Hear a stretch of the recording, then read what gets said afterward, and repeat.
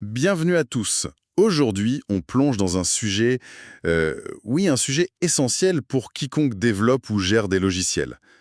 La fin de vie, le fameux EOL, End of Life. Ah oui, un sujet critique. Exactement. C'est vital pour la sécu, la stabilité, on le sait. Et bon, soyons honnêtes, suivre toutes ces dates d'expiration pour chaque petit bout de code qu'on utilise, C'est souvent le truc qu'on laisse de côté, hein. carrément. On repousse, et puis paf, c'est trop tard. Et c'est là justement qu'intervient un outil comme Geol, un outil en ligne de commande, un CLI, qui nous promet de rendre cette surveillance, disons, moins douloureuse. Moins pénible, oui. On va voir s'il tient cette promesse. Alors, on va regarder ça de près. Tout à fait.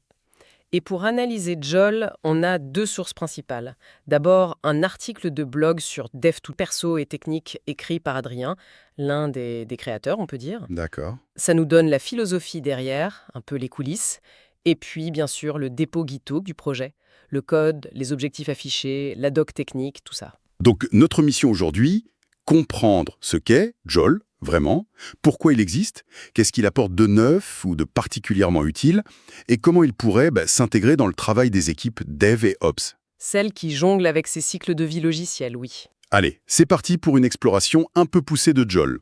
Alors, commençons par le début, les origines. Adrien, c'est son pseudo, il parle dans son article de curiosité, de ce plaisir de chercher, d'expérimenter, pour trouver des solutions à des problèmes qu'il rencontre. Il parle aussi de ses discussions autour d'un café, avec des croquis, sur l'ingénierie, le DevOps. Bon, ça parle à beaucoup de monde dans la tech. Mais est-ce que c'est juste ça la motivation?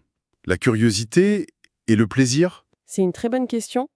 Je pense que cette culture de la curiosité, de l'expérimentation, elle est fondamentale, surtout dans l'open source. Oui. C'est pas juste je code parce que j'aime coder, c'est une envie de repenser des problèmes qu'on connaît tous. Ici, la gestion OL, c'est un vrai casse-tête pour pas mal de monde. C'est clair. Et surtout, c'est l'envie de prototyper des solutions. On est vraiment au cœur de la démarche DevOps, là.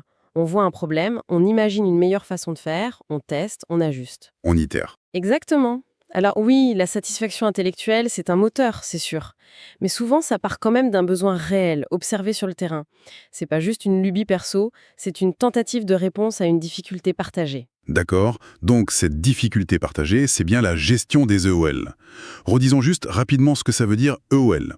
Quand un logiciel est end of life. L'éditeur arrête tout, quoi. Plus de support, plus de correctifs, et surtout, le point critique, plus de mise à jour de sécurité. Et continuer à utiliser un composant EOL, c'est un peu tendre le bâton pour se faire battre, non? C'est exactement ça. Les risques sont énormes. Des failles de sécurité connues, mais qui restent ouvertes, béantes. Oui, des proies faciles. Voilà. Et puis des problèmes de compatibilité qui apparaissent avec les nouvelles versions d'autres briques logicielles, et parfois même des questions de conformité légale ou réglementaire qui se posent. Le vrai problème, tu le disais, c'est l'échelle. Une application moderne, ça repose sur quoi? Des dizaines, des centaines de dépendances? Facilement. Open source, commercial, chacune avec son propre cycle de vie, son propre éditeur.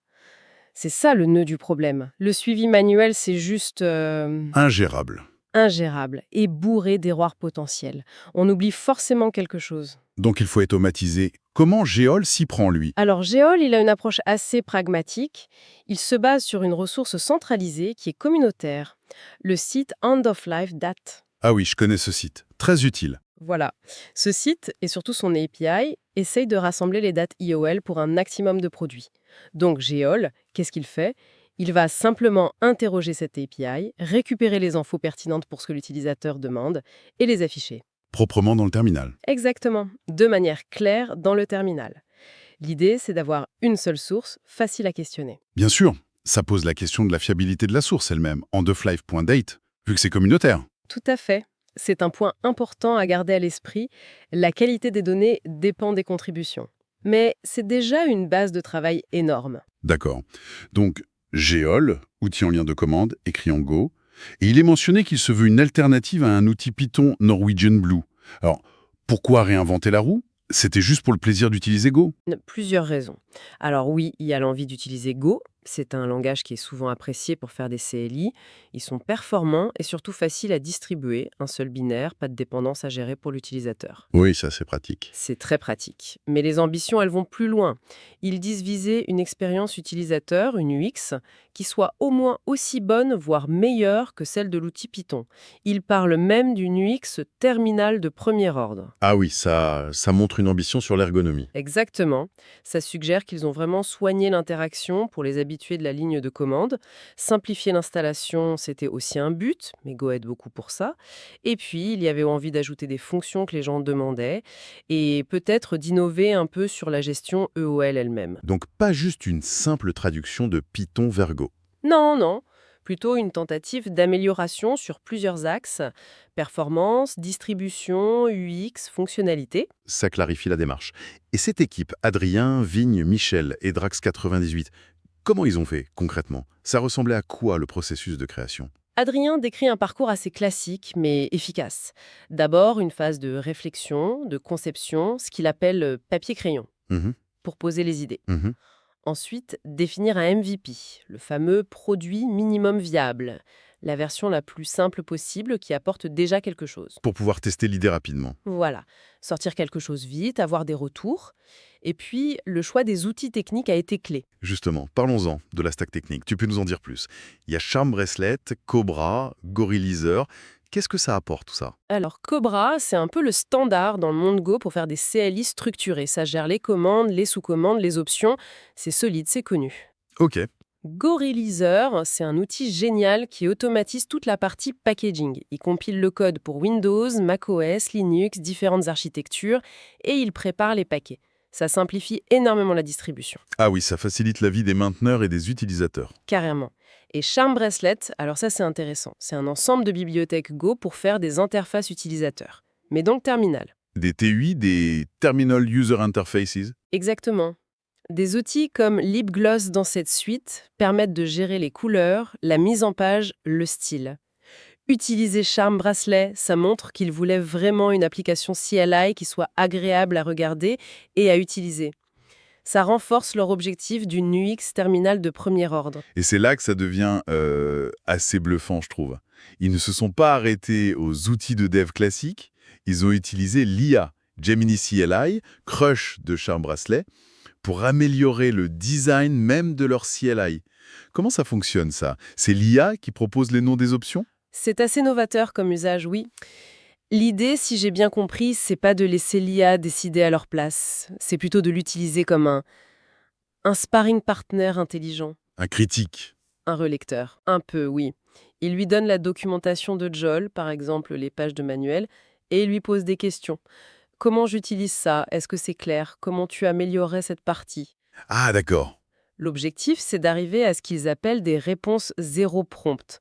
C'est-à-dire qu'une IA devrait pouvoir comprendre comment utiliser l'outil juste en lisant son aide intégrée, sans qu'on ait besoin de lui expliquer plus. C'est un test d'intuitivité, en quelque sorte. C'est ça. Gemini CLI, ça permet de parler au modèle d'IA depuis la ligne de commande. C'est une façon de tester et d'affiner l'interface en continu avec l'aide de l'IA pour la rendre la plus simple possible. C'est assez facilement comme méthode. Ça va plus loin que juste coder une fonction. Et ils explorent d'autres pistes avec l'IA? Oui, oui, il parle de générer des rapports plus complets. L'idée serait de mélanger les infos EEL de Geol avec les résultats d'un scanner de vulnérabilité comme Trivi, qui est très utilisé pour scanner les containers, le code. Mhm. En donnant ces deux types de données à une IA, via Gemini CLI, il pourrait générer un rapport de synthèse, peut-être en latex par exemple. Ce rapport montrerait non seulement les composants bientôt obsolètes, mais aussi les failles de sécu connues qui les touchent. Ah oui, et ça c'est puissant.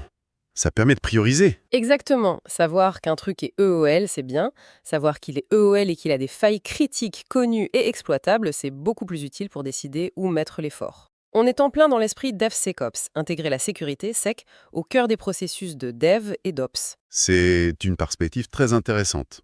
Bon, revenons au concret. Si quelqu'un veut essayer Geol, là, maintenant, comment on fait? L'installation, l'utilisation? Ça a l'air volontairement simple, comme il le voulait. On peut télécharger le binaire directement depuis GitHub, sur la page des releases. Ok, classique. Pour ceux qui sont sur macOS ou Linux et utilisent Homebrew, il y a même une commande toute faite. Pratique. Une fois que c'est installé, c'est un CLI standard. Geol help pour l'aide, Geol command help pour une commande précise. Et même une page man. Oui, man-geol, ça montre le soin apporté. Ils expliquent aussi comment mettre en place l'autocomplétion pour des shells comme ZSH. C'est typique d'un outil qui veut bien s'intégrer dans l'environnement des développeurs. Ça a l'air bien pensé pour une prise en main rapide, effectivement. Tu parlais d'écosystème tout à l'heure. Où est-ce que Joel se situe par rapport aux autres outils autour de la gestion EOL ou autour de end-of-life.dat? Bonne question. Alors, Joel reconnaît son inspiration l'outil Python Norwegian Blue. Il y a aussi d'autres outils dans ce domaine. On peut penser à Xeol. Ah oui, Xeol. Il est aussi en Go, mais il semble plus orienté vers le scan de containers, l'analyse des SBM, les fameuses nomenclatures logicielles. Les listes d'ingrédients? C'est ça. Qui deviennent super importantes pour la sécurité de la chaîne d'approvisionnement. La différence entre Joel et Xeol, elle semble être dans l'approche et le focus. Joel se veut un outil CLI simple, élégant, très axé sur l'expérience dans le terminal, pour juste interroger endoflife.dat. Un outil pour l'humain, devant son terminal. Voilà. Alors que Xeol est peut-être plus pensé pour s'intégrer dans des chaînes d'analyse, de sécurité automatisées, des pipelines CI/CD, le choix entre les deux va dépendre des besoins, du workflow de chacun. D'accord. Et l'équipe de Géol, ils ont des projets pour la suite? L'outil va continuer à évoluer? Oh oui, le projet a l'air bien actif. L'article et le README sur GitHub parlent de plusieurs pistes.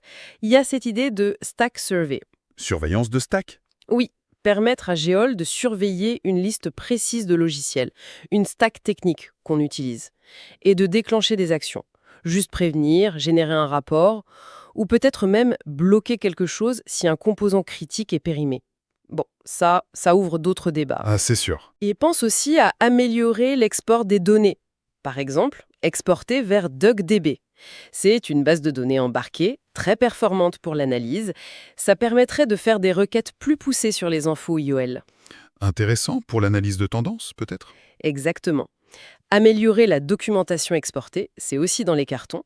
Et puis, le mot qui revient souvent dans l'article d'Adrien, c'est « learn, learn and learn ». Apprendre, apprendre, apprendre. Ça suggère vraiment qu'ils sont dans une démarche d'itération continue, ouvert au retour et aux évolutions. Bon, alors, si on essaie de faire une synthèse de tout ça, qu'est-ce qu'on retient de Géol au final? Pour moi, Geol, c'est l'exemple d'un outil CLI moderne, bien fait, qui s'attaque à un problème, oui, un problème récurrent et important, le suivi des fins de vie. Un problème pas très glamour, mais essentiel. Exactement.